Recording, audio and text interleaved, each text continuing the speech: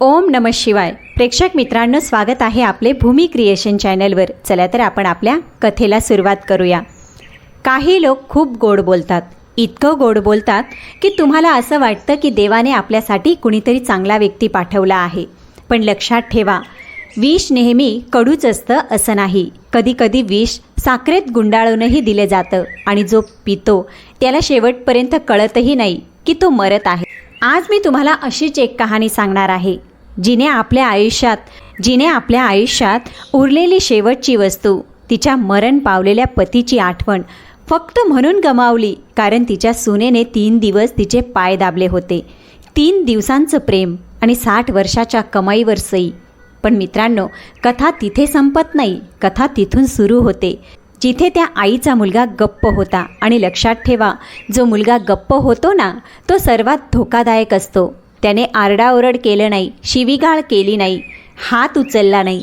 त्याने फक्त एकच काम केलं, त्याने सगळं होऊ दिलं. आणि मग एके दिवशी गावच्या चावडीवर संपूर्ण गावासमोर त्याने एक कागद काढला. आणि तो कागद पाहून त्याच्या पत्नीचे हातपाय गार पडले. त्या कागदात काय होतं, कुणी कुणाला फसवलं होतं आणि ते कोणतं सत्य होतं, जे ऐकून सुनेच्या आईवडिलांची भर पंचायतमध्ये आपल्या मुलीकडे पाठ फिरवली. कथा मोठी आहे, पण मित्रांनो अगदी खोल आहे आणि काळीत चिरून टाकणारी आहे. म्हणून व्हिडिओ मध्येच सोडू नका, कारण खरा धमाका शेवटच्या 20 मिनिटात आहे. चला तर आपण कहाणीला सुरुवात करूया. एक छोटंसं गाव, जिथे संध्याकाळ लवकर होते आणि रात्र खूप लांब असते. गावाच्या शेवटच्या टोकाला कडुलिंबाच्या झाडाखाली एक जुनं कच्चं पक्कं घर होतं. भिंतींवर काळाच्या थरांची झाक होती. अंगणात एक तुटलेली खाट पडलेली असायची आणि त्याच खाटेवर दर संध्याकाळी एक वृद्ध स्त्री येऊन बसायची. शालिनीताई, वय साधारण 58 ते 60 वर्ष.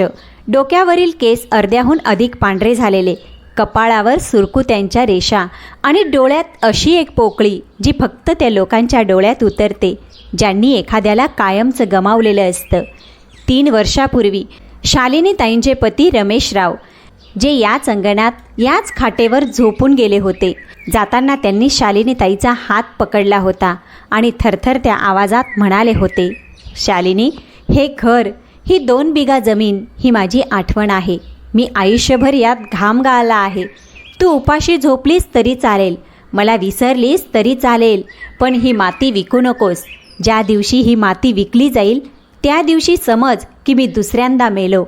आणि शालिनीताईने आपल्या पतीच्या थंड पडलेल्या हातावर हात ठेवून म्हटलं होतं, नाही विकणार. जोपर्यंत श्वास आहे तोपर्यंत विकणार नाही. 3 वर्ष झाली होती त्या वचनाला आणि शालिनीताईने ते वचन पाळलंसुद्धा. उपाशी राहून, आजारी राहून, एकटी राहून दिवस कसे जात होते. सकाळी 4 वाजता उठणं, चूल पेटवणं, गाईला चारा देणं, मग संपूर्ण दिवस घरच्या त्या कामात गुंतून राहणं, ज्यांची खरं तर गरजच नव्हती. कारण मित्रांनो, एकट्या माणसाचा सर्वात मोठा शत्रू म्हणजे रिकामा वेळ. शालिनीताई स्वतःला इतकं थकवून घ्यायच्या की रात्री शांत झोप लागावी, रात्री आठवण येऊ नये. पण आठवण तर यायचीच. कधी रमेशरावांच्या खोकल्याचा आवाज आठवायचा, कधी त्यांचं ते म्हणणं, शालिनी, चहात आलं कमी आहे. आणि मग शालिनी एकटी अंधारात हसायची आणि मग डोळ्याचा कोपरा ओलावायचा. शेजारी राहत होती कलाताई, 70च्या पुढचं वय, कंबर वाकलेली पण जीभ अजूनही धारदार. तीच एक होती जिच्याशी शालिनीताई मनातलं बोलू शकायची. एका संध्याकाळी कलाताई अंगणात येऊन बसली आणि म्हणाली, शालिनी, तुझा मुलगा कधी येतोय? शालिनीताईने पदराने हात पुसले आणि हलकंच हसली. येईल काकू, शहरात नोकरी आहे, काम खूप असतं त्याला, दर आठवड्याला फोन तर करतो. फोनने पोट भरतं का? काकी बडबडली. अरे, मुलगा एकच आहे तुझा, इंजिनियर बनवलंस, शहरात पाठवलंस आणि आता तू इथे एकटी सुकत चालली आहेस. शालिनीताईंच्या डोळ्यात एक विचित्र अभिमान उतरला की आकाश खूप चांगला मुलगा आहे. त्याने मला कधी त्रास दिला नाही. लहानपणी जेव्हा त्याच्या बाबांचं कमाई होत नसे तेव्हा मी माझ्या 6 बिघ्यापैकी 4 बिघे जमीन विकली फक्त त्याच्या शिक्षणासाठी. आणि आज तो शहरात मोठा माणूस आहे. माझी मेहनत वाया गेली नाही. आणि सून कला काकींनी डोळे बारीक केले. शालिनीताई काही क्षण गप्प राहिली, मग हळूच म्हणाली, मेघना ठीक आहे, थोडी तिखट आहे पण वाईट नाही. काकींनी काहीच म्हटलं नाही, फक्त एक दीर्घ श्वास घेतला. कारण मित्रांनो, जेव्हा एखादी आई आपल्या सुनेबद्दल फक्त एवढंच म्हणते की ती वाईट नाही, तेव्हा समजून घ्या तिच्या मनात एक संपूर्ण पुस्तक भरलेलं आहे, जे ती वाचू इच्छित नाही. आता येऊया 200 किलोमीटर दूर शहरात एका झगमगत्या सोसायटीत. 14वा मजला. आकाशचं वय 33 वर्ष. एका मोठ्या कंपनीत प्रोजेक्ट मॅनेजर. सकाळी 8 वाजता बाहेर पडणं, रात्री 9 वाजता परतणं. शांत स्वभाव, कमी बोलणारा आणि डोळ्यात नेहमी एक हलका थकवा. आणि त्याची पत्नी मेघना, वय 28, शहरातच वाढलेली, शिकलेली, स्मार्ट, तोंडावर बोलणारी आणि 6 वर्षाची एक मुलगी प्रिया. घराचा जीव, जिचं हसू ऐकून आकाशचा सगळा थकवा दूर व्हायचा. आकाश आणि मेघनाचं लग्न प्रेमविवाह होता. कॉलेजच्या शेवटच्या वर्षात त्यांची भेट झाली होती. त्यावेळी मेघना आकाशच्या साधेपणावर फिदा झाली. तू बाकीच्या मुलांसारखा नाहीस आकाश, ती म्हणाली होती. तुझ्यात एक स्थिरपणा आहे. आणि आकाश तर पहिल्याच भेटीत हरला होता. त्याला आठवलं, कॉलेजच्या कॅन्टीनमध्ये मेघनाने तिचा चहाचा कप त्याच्याकडे पुढे करत म्हटलं होतं, पी, तुझ्याकडे पैसे नाही आहेत ना आज. आणि आकाश लाजेने लाल झाला होता. त्या दिवशी त्याने नक्की केलं, आयुष्यात काहीही झालं तरी ही मुलगी सोबत असेल असे ठरवूनच ठेवले होते. लग्नासाठी आकाशची आई शालिनीताई यांनी आपल्या कानातील कुंडले आणि गळ्यातील सोन्याची साखळी, जी ज्यांना त्यांच्या स्वतःच्या सासूने दिली होती, दोन्ही विकून टाकले होते. मेघनाला त्यांनी त्याच पैशातून सोन्याचा सेट दिला होता आणि म्हणाल्या होत्या, मुली, माझ्याकडे देण्यासाठी जास्त काही नाही, फक्त एवढे समजून घे की आजपासून माझा मुलगा तुझा आहे आणि मी तुझी आई आहे. मेघनाने त्या दिवशी शालिनीताईंच्या पायाला स्पर्श केला होता आणि रडू लागली होती. पण मित्रांनो, वेळ हा खूप मोठा जादूगर असतो. तो माणसाला बदलत नाही, तो फक्त त्याचा खरा चेहरा हळूहळू बाहेर आणतो. लग्नाच्या 8 वर्षानंतर तीच मेघना, जी पायांना स्पर्श करून रडली होती, आता शालिनीताईचे नाव ऐकताच तोंड वाकडे करू लागली. त्या दिवशी शुक्रवार होता. रात्री 9:30 वाजता आकाश घरी परतला. बूट काढले, टाय सैल केली आणि सोफ्यावर थपकन बसला. प्रिया धावत आली आणि त्याच्या मांडीवर चढली. बाबा, आज शाळेत मी चित्र काढले. अच्छा, कोणाचे? आजीचे. प्रियाने चिवचिवत सांगितले. मॅडम म्हणाल्या होत्या फॅमिली बनवा, म्हणून मी तुम्हाला, मम्माला, स्वतःला आणि आजीला सगळ्यांना त्या चित्रात उतरवले. आकाशच्या डोळ्यात एक विचित्र ओलावा आला. त्याने प्रियाच्या कपाळाचे चुंबन घेतले. तेवढ्यात किचनमधून मेघनाचा आवाज आला, प्रिया, हात धुवून झोपायला जा, 9 वाजले. प्रिया निघून गेली. मेघना पाण्याचा ग्लास घेऊन आकाश समोर आली. आकाशने पाणी पिले. मग हळूच म्हणाला, मेघना, एक गोष्ट सांगायची होती. बोला ना. पुढच्या महिन्यात बाबांची 3री पुण्यतिथी आहे आणि मी विचार करत आहे की आईला इथेच घेऊन यावं, कायमचं. मेघनाचा हात जो दुपट्टा ठीक करत होता मध्येच थांबला. कायमची? तिने पुन्हा म्हटलं. हो. आकाशने मान वर केली. 3 वर्षापासून ती एकटी आहे. रात्री तब्येत बिघडली तर पाणी देणारही कोणी नाही. उद्या काही झालं तर आपल्याला 3 दिवसानंतरही बातमी मिळेल. मी हे आता आणखी सहन करू शकत नाही. मेघना काही क्षण शांत राहिली आणि मग तिने ते केले ज्याची आकाशने कधी अपेक्षासुद्धा केली नव्हती. ती आकाश जवळ येऊन बसली. त्याचा हात आपल्या हातात घेतला आणि हसत म्हणाली, तू बरोबर म्हणतोयस. मलाही खूप वाईट वाटते. आईंना आपण बोलावून घेऊ. आकाशने आश्चर्याने तिच्याकडे पाहिलं. खरंच? हो आकाश. मेघनाचा आवाज एक विचित्र मृदुता होती. बघ, मी मान्य करते की मी आधी अनेकदा चुकीची वागले आहे, पण आता प्रिया मोठी होत आहे. तिला आजीचे प्रेम मिळायला हवे. आणि खरं सांगायचं तर मलाही एकटेपणा जाणवतो. दिवसभर आई इथे राहिल्या तर घर भरल्यासारखं वाटेल. आकाशचे डोळे भरून आले. तो उठून मेघनाला मिठी मारतो. मेघना, तुला माहीत नाही, तू आज मला किती मोठा आनंद दिला आहेस. आणि त्याच रात्री मित्रांनो, बाल्कनीत उभे राहून मेघनाने आपल्या भाऊ विपुलला फोन लावला. हो दादा, झाले. तो स्वतःच आईला आणण्याबद्दल बोलत होता. आता मला काही करावे लागणार नाही. दुसऱ्या बाजूने आवाज आला. पक्क ना मेघना? बघ, जमिनीचा सौदा मी बोलून ठेवला आहे. बायपास तिथूनच जाणार आहे. 2 बिघा आणि घर कमीत कमी 80 लाखांना. पण म्हातारीच्या अंगठ्याशिवाय काही होणार नाही. मेघनाने रात्रीच्या अंधारात हसत म्हटलं. दादा, अंगठा तर ती स्वतः आनंदाने लावेल. फक्त 3 दिवस दे मला. 3 दिवसात मी तिला इतकं प्रेम देईन की ती आपला जीवही कागदावर लिहून देईन. फोन कट झाला आणि आत खोलीत आकाश डोळे बंद करून हसत होता. हे विचार करून की आज त्याच्या आयुष्यातील सर्वात मोठी गुंतागुंत सुटली आहे. मित्रांनो, माणसाची सर्वात मोठी कमजोरी हीच असते. आपण ज्यांच्यावर प्रेम करतो त्यांच्यावर कधीच संशय घेत नाही आणि हाच संशय न घेणं कधीकधी सर्वात मोठी चूक ठरतं. पुढच्या आठवड्यात आकाश गावात गेला. गाडी कडुलिंबाच्या झाडाखाली थांबताच शालिनीताई दारात उभ्या दिसल्या. माहीत नाही किती वेळापासून उभ्या होत्या, कदाचित सकाळपासून. आकाश गाडीतून उतरला आणि थेट आईच्या पायांवर झुकला. आनंदी रहा माझ्या लेकरा. शालिनीताईने त्याच्या डोक्यावरून हात फिरवला आणि मग लगेच पदराने आपले डोळे पुसले. आत ये, उन्हात उभा आहेस. मी तुझ्यासाठी गुळाची खीर बनवली आहे. आकाशने घरात पाऊल ठेवले आणि त्याचे हृदय खचले. भिंतीवर ओल होती. छताच्या एका कोपऱ्यातून प्लास्टर झडत होते. स्वयंपाकघरात फक्त 2 भांडी होती, एक पातेले आणि एक ताट. एकच ताट? मित्रांनो, कारण खाणारा एकच होता. आकाश गप्पच खाटेवर बसला. त्याचा गळा दाटून आला. आई, तू का सांगितले नाहीस की घराची अशी अवस्था झाली आहे? अरे मग काय झालं? शालिनीताई हसल्या.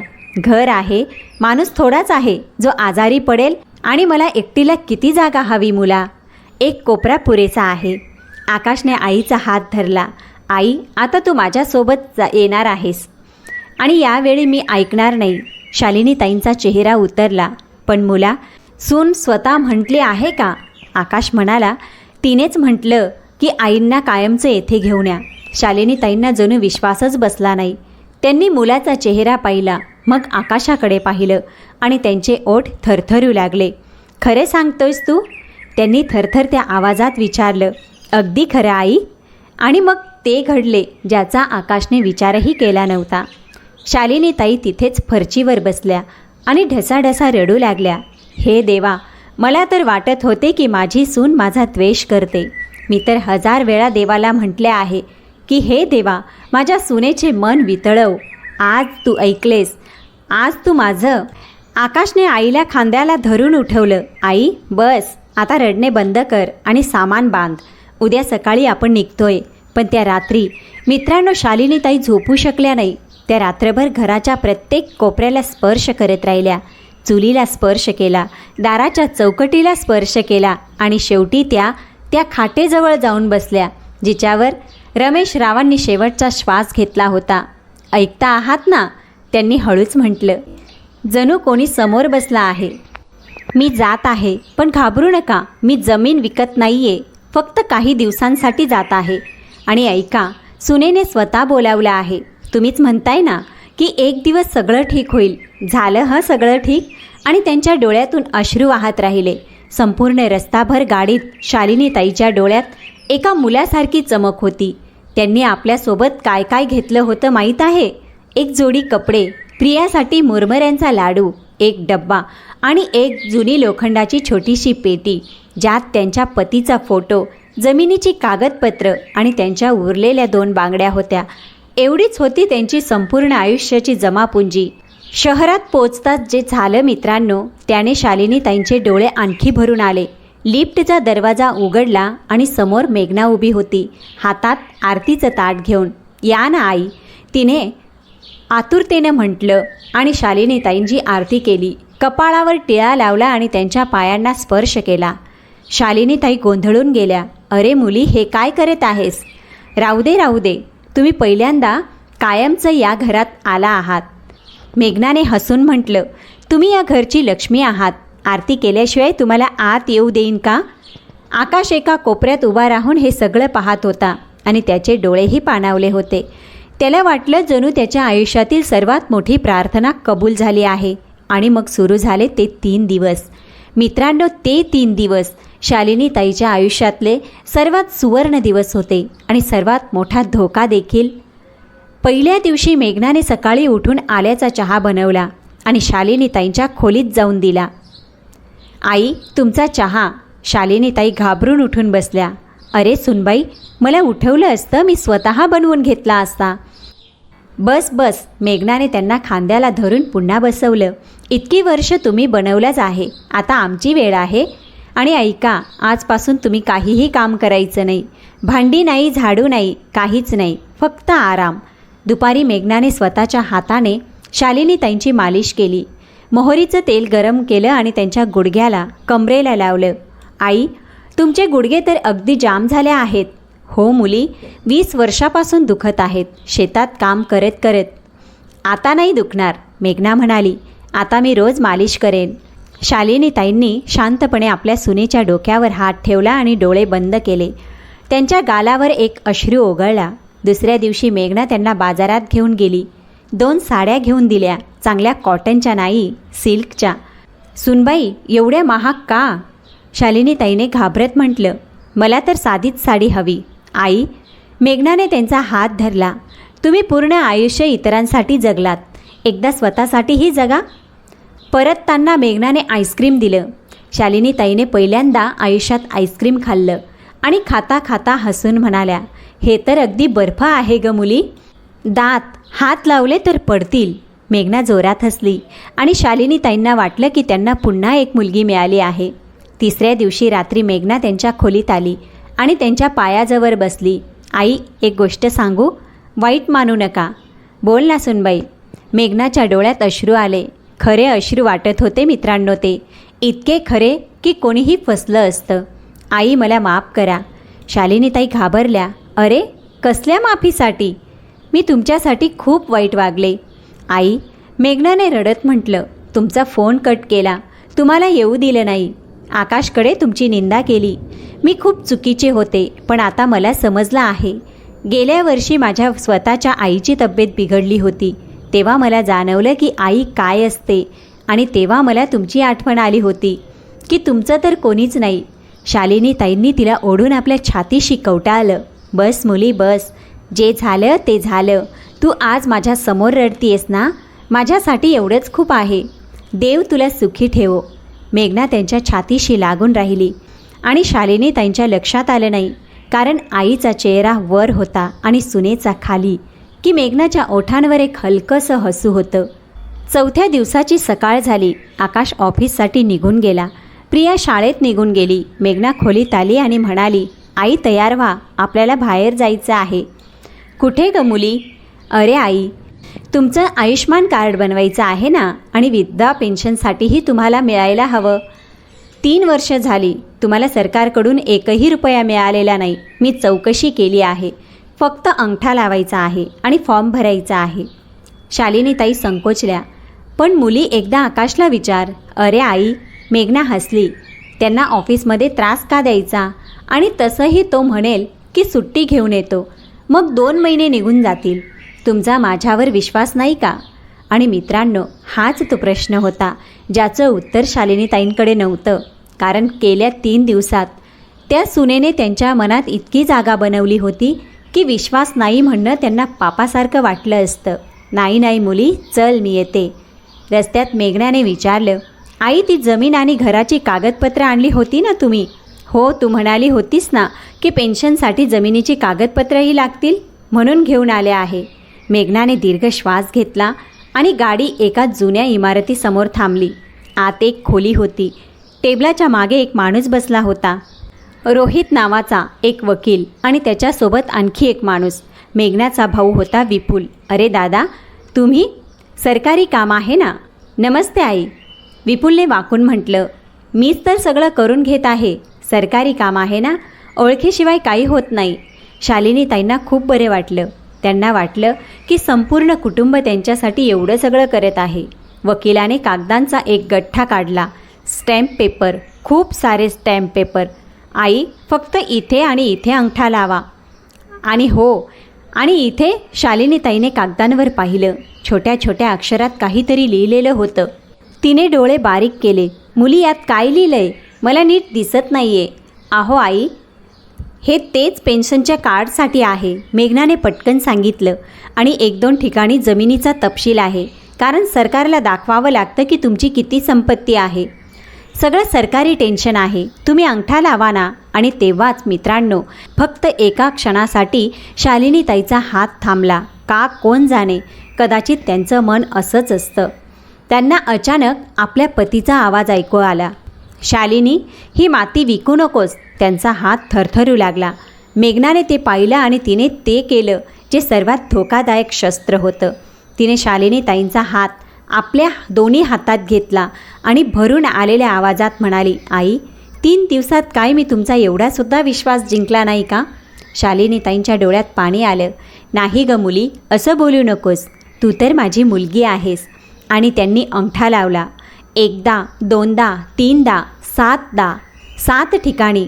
बाहेर पडताना शालिनीताई हलकंसं हसत होत्या.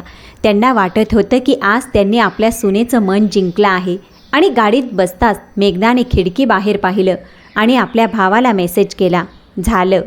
मित्रांनो, आता ऐका, माणसाचा खरा चेहरा कधी समोर होतो, जेव्हा त्याचं काम निघून जातं. दुसऱ्याच सकाळपासून मेघना बदलली. सकाळचा चहा खोलीत आला नाही. शालिनीताई वाट पाहत राहिल्या. मग स्वतः उठून स्वयंपाकघरात गेल्या. सुनबाई, चहा बनव ना. आई, मेघनाने मोबाईलवरून नजर न हटवता म्हटलं, मी काही नोकराणी आहे का? शालिनीताई तिथेच थबकल्या. त्यांना वाटलं कदाचित सुनेचा मूड खराब आहे. पण ती तर फक्त सुरुवात होती. 2 दिवसांनी दुपारी शालिनीताई प्रियाला कुशीत उचलून घेतलं. अहो, तिला खाली ठेवा. मेघना ओरडली, तुमच्या कपड्यातून गावाचा वास येतो. मुलीला ॲलर्जी होईल. शालिनीताईंचे हात थरथरले. त्यांनी शांतपणे प्रियाला खाली उतरवलं. 3ऱ्या दिवशी जेवणाच्या टेबलावर शालिनीताईने स्वतःच्या हाताने पोळी केली होती. मेघनाने एक तुकडा तोडून तोंडात टाकला आणि लगेच थुंकून दिला. छी, हे काय बनवलं आहेस? इतकी जाड पोळी कोणी खातं का? आपण शहरात राहतो, गावात नाही.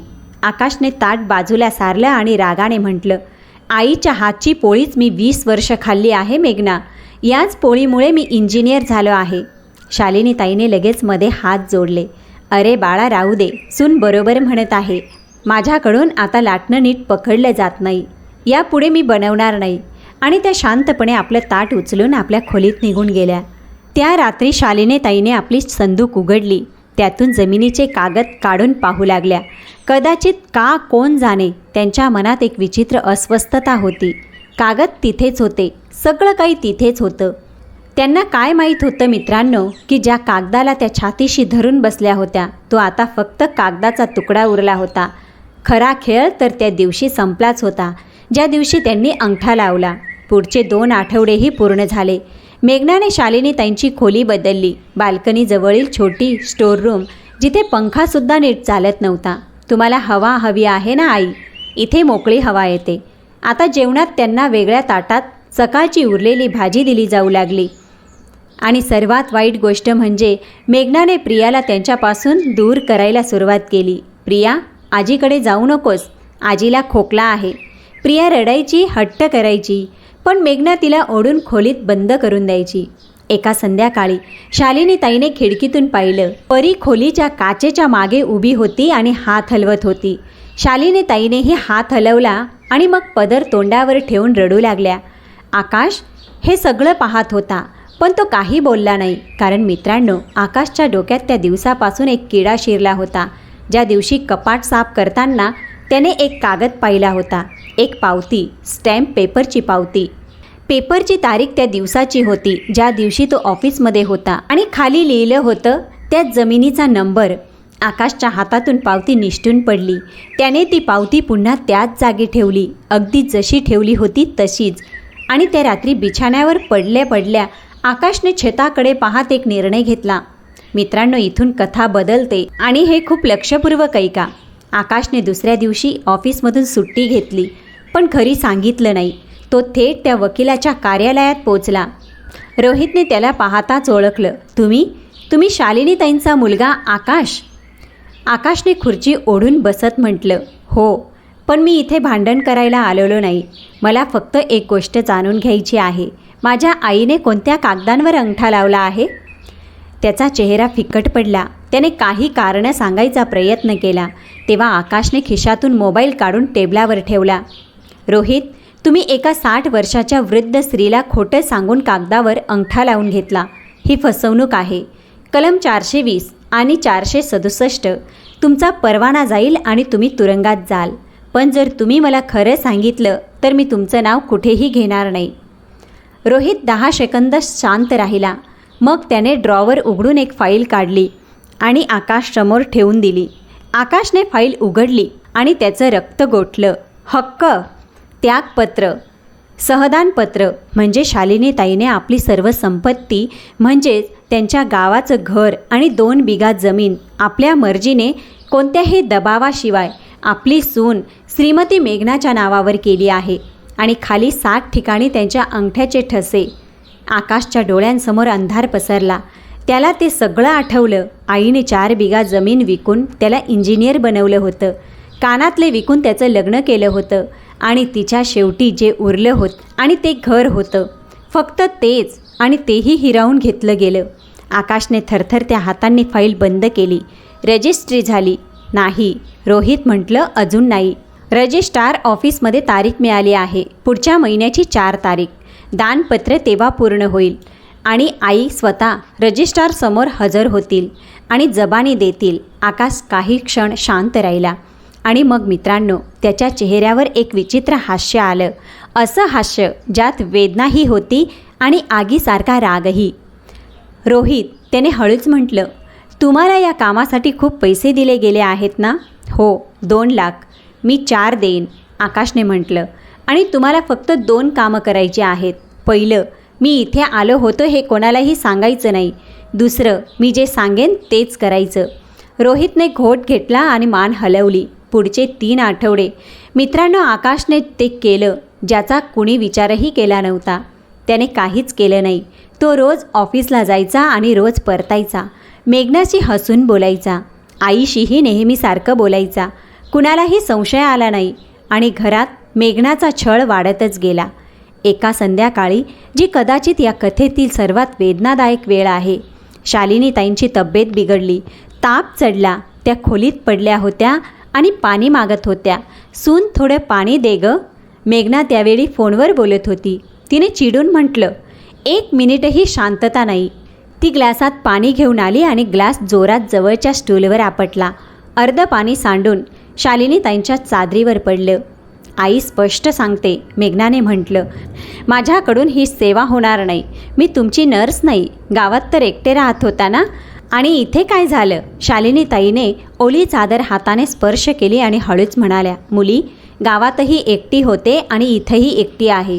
फरक फक्त एवढाच आहे की तिथे कुणी ओरडणारे नव्हतं. मेघना तिथून निघून गेली आणि शालिनीताई तापाने फणफणत त्या ओल्या चादरीवर पडून राहिल्या आणि छताकडे पाहत पुटपुटत राहिल्या. ऐकता आहात का? तुम्ही बरोबर म्हणाला होतात. घर ते नसतं जिथे छप्पर असतं. घर ते असतं जिथे कोणी विचारतं की जेवण केलं की नाही. त्या रात्री आकाश उशिरा परतला. आईच्या खोलीत गेला. कपाळावर हात ठेवला. ताप खूप होता. त्याने शांतपणे औषध दिलं. ओल्या पट्टीने शेक दिला आणि संपूर्ण रात्र आईच्या उशाशी बसून राहिला. आणि जेव्हा सकाळी 4 वाजता आईला झोप लागली तेव्हा आकाशने आपल्या मोबाईलमध्ये एक मेसेज टाईप केला, रोहित, तारीख 4च ठेवा आणि आणखी एक काम करा. रजिस्ट्री गावच्या तहसील कार्यालयात करून घ्या, शहरात नाही. कारण असं सांगा की प्रॉपर्टी तिथलीच आहे. 4 तारखेला सकाळी 7 वाजता मेघनाने सर्वात चांगली साडी नेसली होती. तिच्या चेहऱ्यावर ती चमक होती जी अनेक वर्षानंतर येते. तिचा भाऊ विपुलही आला होता आणि तिचे आईवडील देखील तिथे आले होते. मेघनाने त्यांना बोलावलं होतं हे सांगून की सासूबाईच्या जमिनीच्या कामासाठी गावाला जायचं आहे, तुम्हीही या. तिच्या वडिलांना पूर्ण गोष्ट माहीत नव्हती. त्यांना फक्त एवढंच सांगितलं होतं की सासू आनंदाने जमीन देत आहे. आकाशने गाडी काढली. शालिनीताईला काहीही सांगितलं नव्हतं, फक्त एवढंच की आई गावाला जायचं आहे. काहीतरी सरकारी काम आहे. रस्ताभर शालिनीताई खिडकीतून बाहेर पाहत राहिल्या. जसजसं शहर मागे पडत गेलं आणि शेतं दिसू लागली, त्यांच्या डोळ्यात एक विचित्रसा प्रकाश आला. बाळा, त्यांनी हळूच म्हटलं, आपलं गाव आलं का? हो आई, आकाशने मागे न पाहता म्हटलं. आलं. गाडी गावच्या चौकात थांबली आणि चौकात संपूर्ण गाव जमा झालं होतं. सरपंच होते, कलात काकी होत्या, 50-60 गावकरी होते आणि एका बाजूला टेबल खुर्च्या लावल्या होत्या ज्यावर वकील रोहित फाईल घेऊन बसले होते. मेघनाने चकित होऊन आकाशकडे पाहिलं. हे सगळे लोक इथे काय करत आहेत? आपल्याला तर तहसीलाला जायचं होतं ना. आकाशने गाडीचा दरवाजा उघडला आणि शांत आवाजात म्हटलं, मेघना, ही गावची जमीन आहे. गावच्या जमिनीचा निर्णय गावासमोरच होतो. तुला काही अडचण आहे का? मेघना काही बोलू शकली नाही. सगळे लोक बसले होते. शालिनी ताईला समोरच्या खुर्चीवर बसवलं गेलं. त्या खूप घाबरलेल्या होत्या. त्यांना काही समजत नव्हतं. आकाश उभा राहिला. त्याने संपूर्ण गावाकडे पाहिलं आणि बोलायला सुरुवात केली. काका, आज मी तुम्हा सगळ्यांना म्हणून बोलवलं आहे कारण आज माझ्या घराचा एक निर्णय होणार आहे आणि मला वाटतं की त्या निर्णयाचा साक्षीदार संपूर्ण गाव असावं. मग तो वळला आणि वकिलांना म्हटलं, रोहित, कागद वाचा आणि मोठ्याने वाचा जेणेकरून सगळ्यांना ऐकू येईल. रोहित उभा राहून वाचायला सुरुवात केली. हक्क त्याग, सहदानपत्र. मी शालिनी ताई, पत्नी स्वर्गीय रमेशराव, रहिवासी चंदनपूर, माझ्या पूर्ण स्वइच्छाने कोणत्याही दबावाशिवाय माझी सर्व मालमत्ता, घर, 2 बिघे जमीन माझी सून श्रीमती मेघनाच्या नावावर हस्तांतरित करत आहे. आणि तेवढ्यात एक किंकाळी घुमली. नाही. शालिनीताई उभ्या राहिल्या. त्यांचं संपूर्ण शरीर थरथरत होतं. नाही, हे खोटं आहे. मी असं काहीच केलेलं नाही. मी तर पेन्शनच्या कागदांवर अंगठा लावला होता. सुनेने म्हटलं होतं की पेन्शनचा कागद आहे. संपूर्ण गावात शांतता पसरली. कलाताई उठून उभ्या राहिल्या. काय म्हणालात? पेन्शन? शालिनी ताईंच्या डोळ्यातून अश्रू वाहू लागले. त्या डगमगत मेघनाकडे वळल्या. सुनबाई, सांग ना, तू तर म्हटलं होतंस ना की आयुष्यमान कार्ड काढायचं आहे, पेन्शन आहे. तू तर माझा हात धरून म्हटलं होतंस की आई, काय 3 दिवसात इतकाही विश्वास जिंकला नाहीत का? सांग ना, हे खोटं आहे. मेघनाचा चेहरा पांढरा पडला. तिचे वडील आपल्या खुर्चीतून उठले. मेघना, त्यांचा आवाज थरथरला. हे काय ऐकतोय मी? तू तुझ्या सासूला फसवलंस? बाबा, तुम्ही मध्ये पडू नका.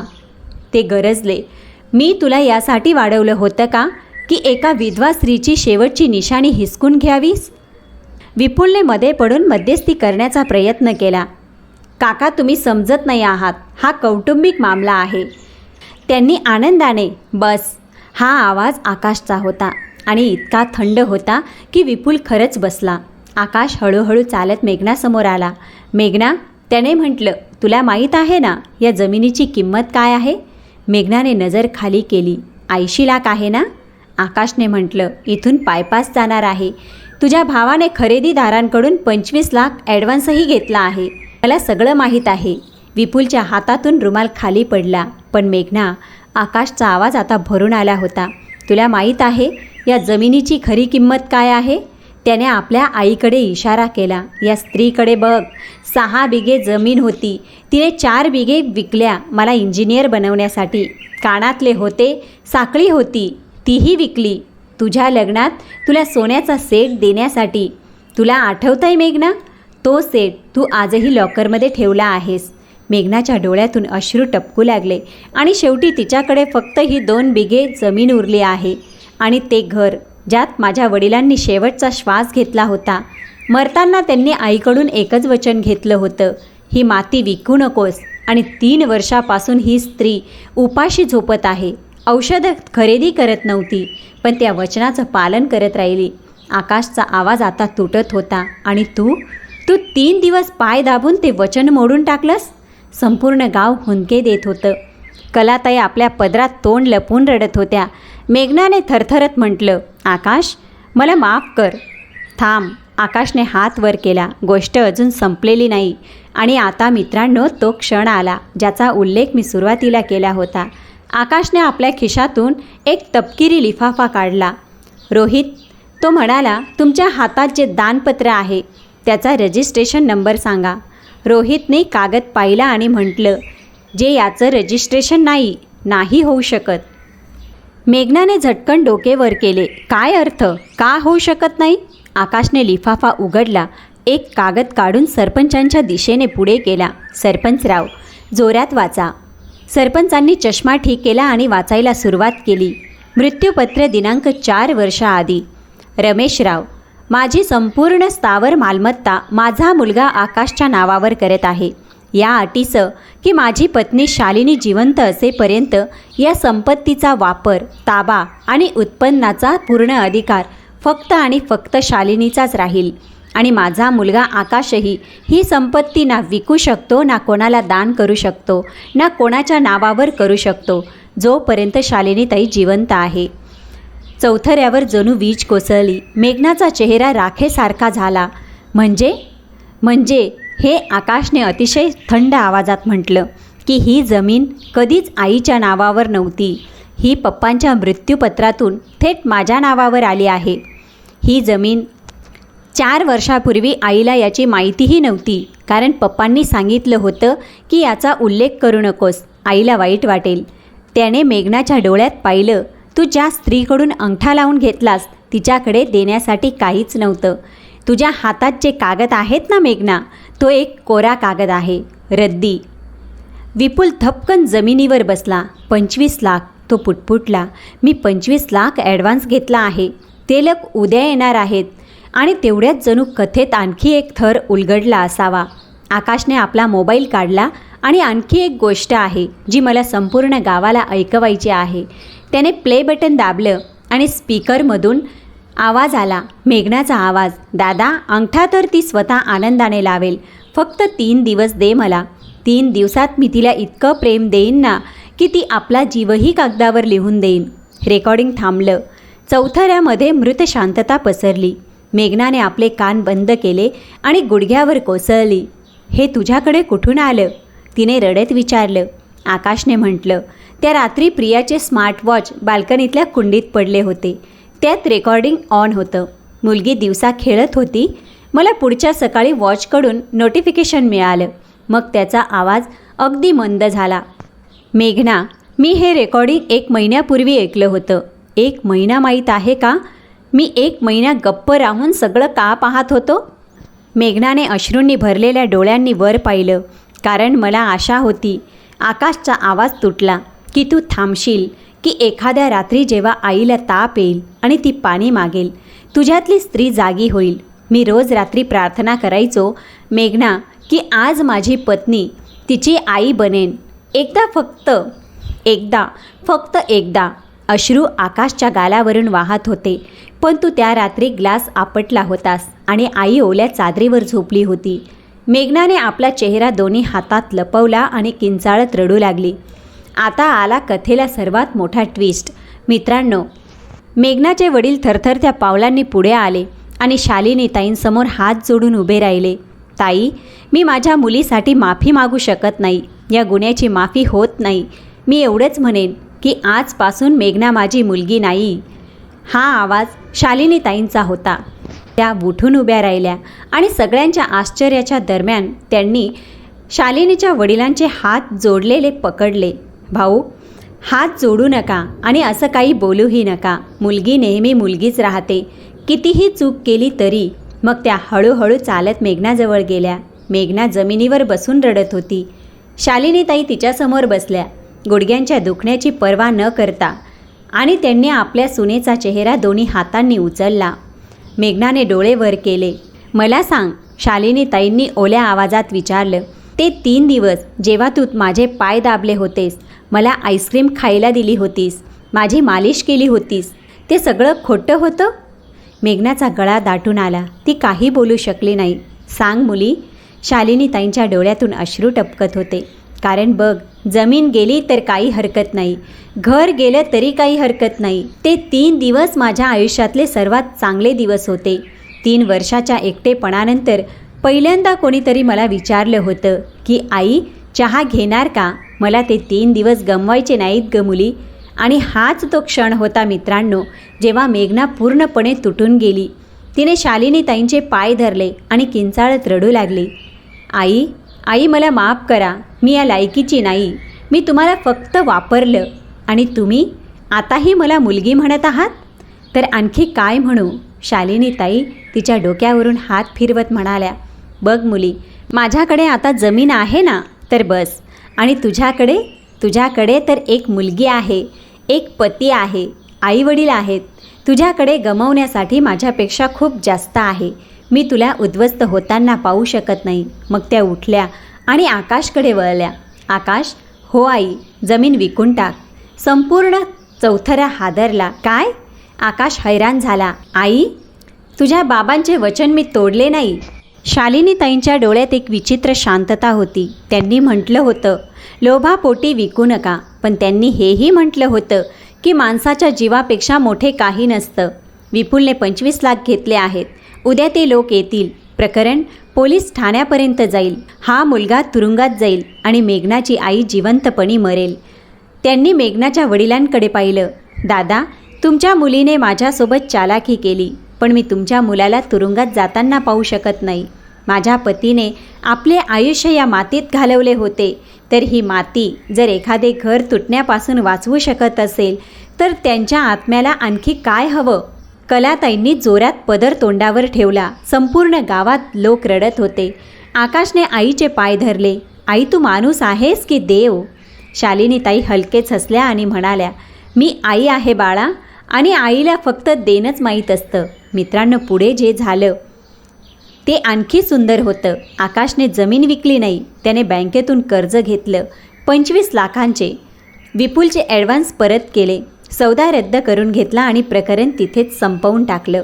विपुलने त्याच दिवशी गावच्या चौथऱ्यावर संपूर्ण गावासमोर शालिनीताईंच्या पायाला स्पर्श करून शपथ घेतली की तो आयुष्यात पुन्हा कधीही चुकीच्या मार्गावर जाणार नाही. आज तो एक छोटेसं दुकान चालवतो. प्रामाणिकपणे घराची दुरुस्ती करून घेण्यात आली. नवीन छप्पर घातले गेले. भिंतींना प्लास्टर करण्यात आले आणि अंगणात ती जुनी खाट पुन्हा अंथरली गेली. आणि सर्वात मोठी गोष्ट म्हणजे मेघना बदलली, पण अशी नाही की एका दिवसात सुधारली.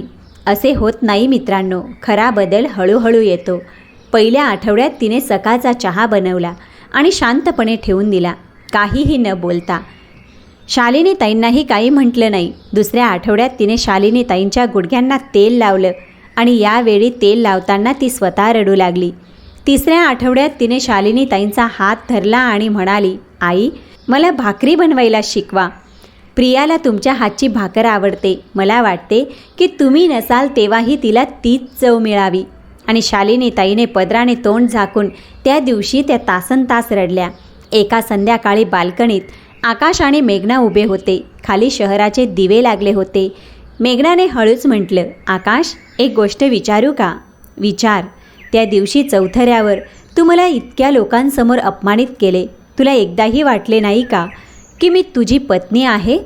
आकाश काही वेळ गप्प राहिला. मग तो म्हणाला, वाटले होते मेघना, खूप वाटले होते. त्या रात्री मी बाथरूममध्ये जाऊन रडलो होतो, कारण ज्या मुलीने कॅन्टीनमध्ये मला तिचा चहा दिला होता ना, मी त्याच मुलीला तुटताना पाहत होतो. त्याने मेघनाकडे पाहिलं. पण मला एक गोष्ट निवडायची होती, माझ्या पत्नीचा सन्मान की माझ्या आईचा हक्क. आणि मेघनाचा सन्मान पुन्हा कमावता येतो, पण एका वृद्ध स्त्रीचे वय परत येत नाही. तिच्याकडे वेळ नव्हता, तुझ्याकडे होता. मेघनाचे डोळे भरून आले. तिने आकाशचा हात आपल्या हातात घेतला. तू मला त्या दिवशी तोडले नव्हतेस आकाश? ती थरथरत्या आवाजात म्हणाली, तू मला वाचवले होतेस. जर तू त्या दिवशी गप्प राहिला असतास ना, तर आज माझ्याकडे 80 लाख असते आणि माझ्या मुलीच्या नजरेत मी एक चोर असते. आकाशने तिचा हात दाबला. आतल्या खोलीतून आवाज आला, आजी, अजून एक गोष्ट. आणि झोप ना माझ्या बावली, खूप रात्र झाली आहे. नाही, एक अजून. बरं, एक अजून, पण डोळे बंद करू नये. आणि शालिनीताईंचा मंद थकलेला गोडसा आवाज संपूर्ण घरात घुमू लागला. मेघनाने दाराच्या दिशेने आत डोकावले. प्रिया आजीच्या मांडीवर डोके ठेवून झोपली होती आणि शालिनीताई तिच्या केसांवरून हात फिरवत होत्या.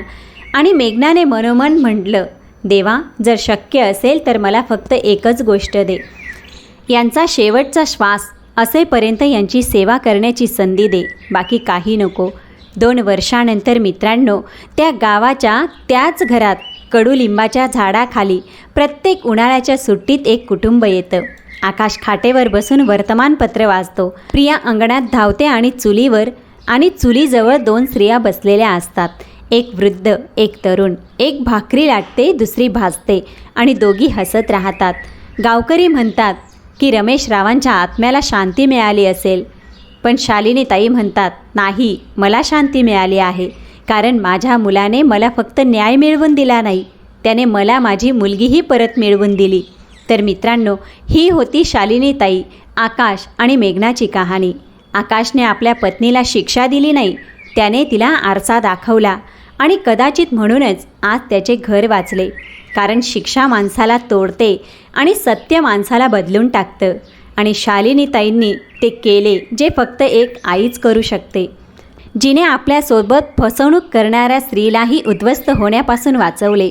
आता मला तुम्ही हे सांगा की शालिनीताईने मेघनाला इतक्या लवकर माफ करून योग्य केले का, की त्यांनी कठोरपणा दाखवायला हवा होता आणि आकाशने संपूर्ण गावासमोर सत्य सांगणे योग्य होते, की ही गोष्ट घराच्या आतच सोडवायला हवी होती? तुमचे मत कॉमेंटमध्ये नक्की मांडा. आणि हो, हेही सांगा की तुम्ही ही कहाणी कुठून, कोणत्या शहरातून ऐकत आहात.